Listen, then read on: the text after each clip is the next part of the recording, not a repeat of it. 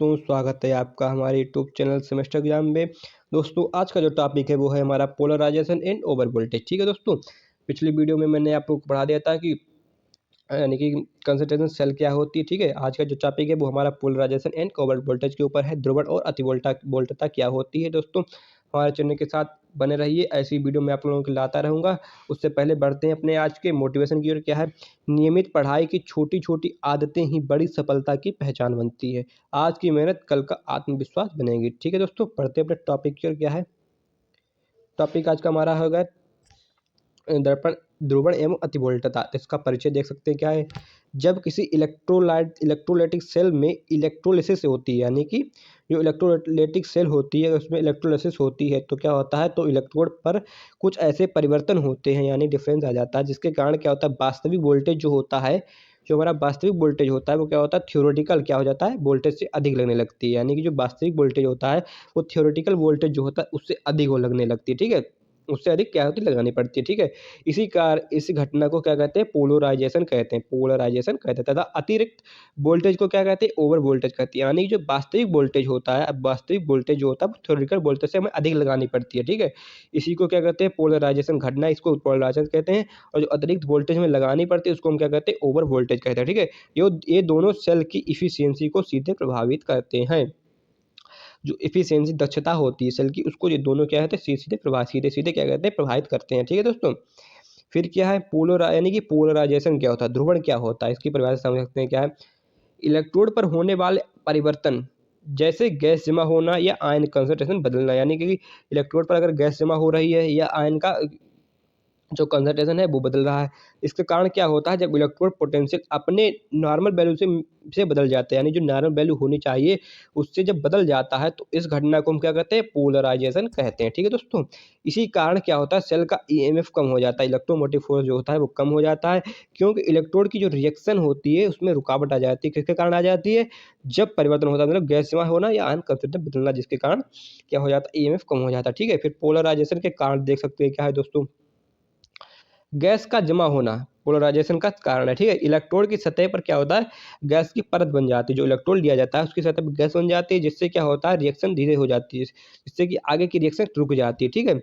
जब गैस जमा हो जाएगी तो रिएक्शन जायज बात है कि कम हो जाएगी। ठीक है, फिर क्या होता है, आयन कंसंट्रेशन में परिवर्तन, आयन की जो कंसंट्रेशन होता है, सांद्रता में परिवर्तन हो जाता है। क्या होता है, इलेक्ट्रॉन के पास जो आयन की मात्रा कम हो जाती है, इलेक्ट्रॉन के होते हैं उनके पास जो आयन होते हैं उनकी मात्रा क्या हो जाती है, कम हो जाती है, जिससे क्या होता है, पोटेंशियल, जिससे क्या होता है, पोटेंशियल बदल जाता है, जो पोटेंशियल होता है वो विभव होता है, बदल जाता है। फिर क्या होता है, धीमी रिएक्शन गति, जो इलेक्ट्रोकेमिकल रिएक्शन होते हैं धीरे धीरे होने से इलेक्ट्रॉन ट्रांसफर में देरी होती है। यानी इलेक्ट्रोकेमिकल रिएक्शन धीरे होने से क्या होता है, इलेक्ट्रॉन जो ट्रांसफर हो रहे थे वो धीरे होते हैं। ठीक है, इसी कारण जो पोलराइजेशन उत्पन्न होता है। ठीक है, यही कारण है पोलराइजेशन का। ठीक है, इसके प्रकार क्या होते हैं, टाइप ऑफ पोलराइजेशन क्या है, कंसंट्रेशन पोलराइजेशन।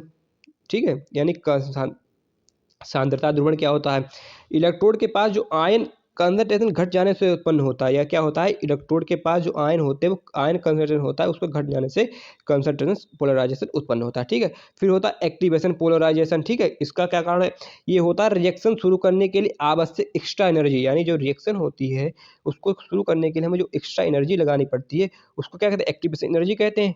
ठीक है, और जो एक्स्ट्रा एनर्जी यानी कि कमी होती है, जो एक्स्ट्रा एनर्जी की कमी से उत्पन्न होता है उसको क्या कहते हैं, एक्टिवेशन पोलराइजेशन कहते हैं।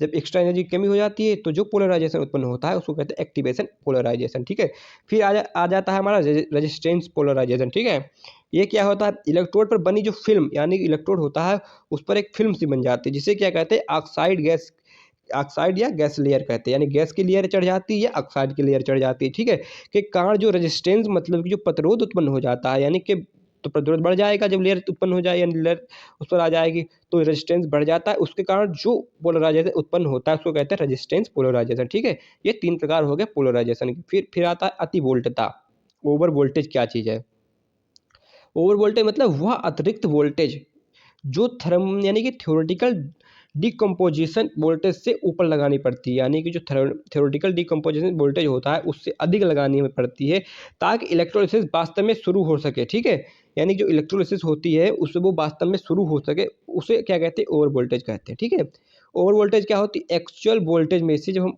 थ्योरेटिकल वोल्टेज को घटा देते हैं तो हमारा ओवर वोल्टेज आता है। ठीक है, यह मुख्यतः गैस इलेक्ट्रोड जैसे H2 या O2 पर सबसे अधिक देखने को मिलती है, क्योंकि गैस बनने की प्रक्रिया धीमे होती है। ठीक, गैस धीरे धीरे बनती है, इसलिए क्या होता है, यह गैस इलेक्ट्रोड पर ज़्यादा देखने को मिलती है। फिर क्या आता है, ओवर वोल्टेज को प्रभावित करने वाले फैक्टर्स क्या क्या है, इसके बारे में देख सकते हैं। क्या है, इलेक्ट्रोड की प्रकृति यानी नेचर ऑफ इलेक्ट्रोड क्या है, अलग मेटल पर ओवर वोल्टेज अलग होती है, यानी मेटल होती है अलग अलग, मेटल के लिए जो ओवर वोल्टेज होती है वो भी अलग होती है। जैसे प्लेटिनम पर कम और Hg पर अधिक होती है। ठीक है, मरकरी पर यानी अधिक होता है और प्लेटिनम पर कम होता है। ठीक है, करंट क्या होता है, करंट डेंसिटी यानी कि धारा घनत्व क्या है, करंट डेंसिटी बढ़ने पर ओवर वोल्टेज भी बढ़ती है, यानी कि धारा घनत्व अगर बढ़ेगा तो ओवर वोल्टेज देनी पड़ती है, वो भी बढ़ जाती है। ठीक है, टेम्परेचर का क्या प्रभाव पड़ता है, टेम्परेचर बढ़ने पर ओवर वोल्टेज घटती है, यानी टेम्परेचर बढ़ा दोगे तो ओवर वोल्टेज क्या हो जाएगी, घट जाएगी। ठीक, इसका एक सीधा एग्जाम्पल देख सकते हैं। क्या है, जब प्लेटिनम इलेक्ट्रोड जो होता है पर H2 गैस बनाई जाती है, यानी कि जो प्लेटिनम का इलेक्ट्रोड होता है उस पर जब H2 गैस बनती है या बनाई जाती है तो क्या होता है, ओवर वोल्टेज बहुत कम हो जाती है। ठीक है, ओवर वोल्टेज क्या होता है, बहुत कम हो जाती है। परंतु जब इलेक्ट्रोलिसिस यानी Hg मरकरी इलेक्ट्रोड पर की जाती है यानी बोली जाती, ठीक है, तो क्या होता है, H2 बनने बहुत अधिक ओवर वोल्टेज लगती है। ठीक, यानी जब H2 बनने पर क्या होता है, बहुत अधिक ओवर वोल्टेज लगती है। इसलिए क्या होता है, जो मरकरी का कैथोड होता है, मरकरी कैथोड होता है का प्रयोग क्या होता है, NaOH मैन्युफैक्चरिंग मतलब कि क्लोरो एल्कली प्रोसेस में किया जाता है। NaOH का प्रयोग किया जाता है किसमें, मरकरी कैथोड का प्रयोग किसमें किया जाता है, NaOH मैन्युफैक्चरिंग मतलब क्लोरो एल्कली प्रोसेस में इसका प्रयोग किया जाता है। फिर क्या आता है हमारा आगे, डायग्राम देख सकते हैं। क्या है, ये होगा प्लेटिनम, ठीक है, ये हो गया Hg का। ठीक है, तो यहाँ देख सकते हैं आप, ये गैस बन रही है, नीले हरे हरे आपको जो बुलबुले से दिखाई दे रहे हैं, ये क्या गैस के बुलबुले हैं। ठीक है, यहाँ पर लो ओवर वोल्टेज होता है और यहाँ पर Hg में हाई ओवर वोल्टेज होता है। ठीक है दोस्तों, फिर इसके एप्लीकेशन देख सकते हैं। क्या एप्लीकेशन क्या है, जो इलेक्ट्रोप्लेटिनिंग होती है, यानी जो इलेक्ट्रोप्लेटिनिंग की जाती है उसकी एफिशिएंसी समझने में, कितनी एफिशिएंसी दक्षता है उसको समझने में इसका प्रयोग होता है। फिर होता है क्लोरो एल्कली प्रोसेस मतलब कि इंडस्ट्रियल इलेक्ट्रोसिस में इसका भी प्रयोग होता है। ठीक है, बैटरी व फ्यूल सेल की कार्य क्षमता को सुधारने में इसका बहुत ही प्रयोग होता है। ठीक दोस्तों, फिर आता है कोरोजन कंट्रोल के, यानी जो कोरोजन कंट्रोल होता है के अध्ययन में सहायक होता है। ठीक है, आप देख सकते हैं रिवीजन पॉइंट्स पे क्या है, कोई रिवीजन में देख सकते हैं। क्या है, जो पोलराइजेशन से इलेक्ट्रोड पोटेंशियल अपने नॉर्मल यानी कि वैल्यू से बदल जाता है, यानी जो पोलराइजेशन होता है उसमें क्या होता है, जो इलेक्ट्रोड पोटेंशियल होता है वो अपने नॉर्मल वैल्यू जो उसकी होनी चाहिए उससे क्या होता है,